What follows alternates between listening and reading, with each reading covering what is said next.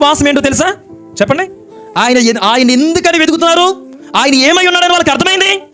చెప్పండి, ఏమర్థమైంది అని అంటే వాళ్ళు ఇచ్చే కానుకలు చెప్తున్నాయి ఆయన ఎవరో. హల్లెలూయా. వాళ్ళు బంగారాన్ని అర్పించారంట. చెప్పండి, ది బెస్ట్. దేవునికి ఏమి ఇచ్చారు?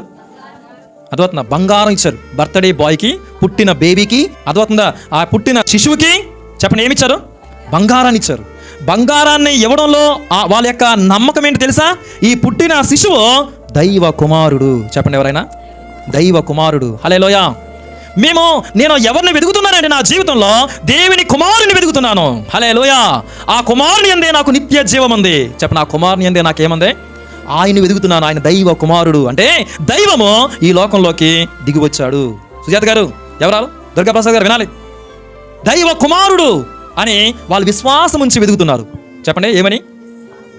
దైవ కుమారుడు అని ఏం చేశారంట? విశ్వాసం ఉంచి వెతుకుతూ ఉన్నారు.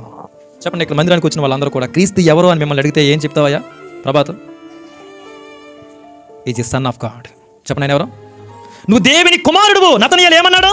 నువ్వు దేవుని కుమారుడు అని నాకు ఇప్పుడు అర్థమవుతుందండి. హల్లెలూయా. చెప్పండి, దేవుని కుమారుడు. అర్థం చేసుకుని ప్రియమైన సహోదరులారా, ఆయన దేవుని కుమారుడు అని వాళ్ళు విశ్వాసం ఉంచారు. వాళ్ళు అర్పణ, రెండో అర్పణ సాంబ్రాణిని అర్పించారు. చెప్పండి, ఏమర్పించారు? సాంబ్రాణి. 11వ వచనంలో, ఇంట్లోనికి వచ్చి తల్లి అయిన మరియ నా శిశువును సాగిలిపడి ఆయనను పూజించి తమ పెట్టెలు విప్పి బంగారమును, సాంబ్రాణిని, బోలమును కానుకలుగా ఆయనకి. సాంబ్రాణిని అంటే సాంబ్రాణి ఎవరు వేస్తారో? ప్రధాన యాజకులు వేస్తారు. చెప్పండి, ఎవరు వేస్తారమ్మా? ప్రధాన యాజకుని పని ఏంటంటే ఇటు మానవుణ్ణి ఇటు దేవుణ్ణి మధ్యలో ఉండి కలిపే వ్యక్తిని ఏమంటారంటే మధ్యవర్తి. ఆయన ఎవరో? ప్రధాన యాజకుడు.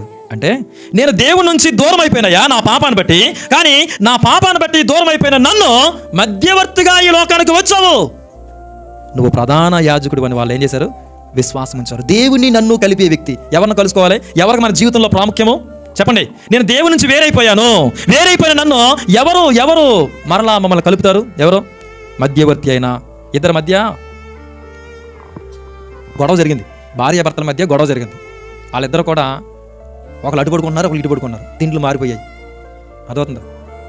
అటో తిండి ఇటో తిండి అనమాట. వీళ్ళిద్దరూ మాట్లాడుకోవట్లేదు కొన్ని వారాలు బట్టి, ఏదో గొడవ. ఇప్పుడు వాళ్ళిద్దరి మధ్య మాటలు కుదర్చడానికి ఒకళ్ళు ఈ భార్య తగ్గించుకొని మాట్లాడుతుందంటే ఈశ్రోం అనుకుంటా అలిగి పడుకుంటుంది అనమాట. అలుగుతున్నప్పుడు నీకెంత ఉన్నప్పుడు నాకెంత ఉండాలని చెప్పేసి ఈయన. మొత్తానికి వీళ్ళిద్దరి మధ్య గొడవలు జరుగుతూ ఉంటుంటే వీళ్ళిద్దరిని కలపడానికి ఎవరో ఒకరు రావాలి. ఎవరు రావాలంటే పూర్తిగా భర్తకు సంబంధించిన వాడు కాదు, పూర్తిగా భార్యకు సంబంధించిన వాడు కాదు, ఇద్దరికి సంబంధించిన వాడై ఉండాలి. హల్లెలూయా. అర్థమవుతుందా?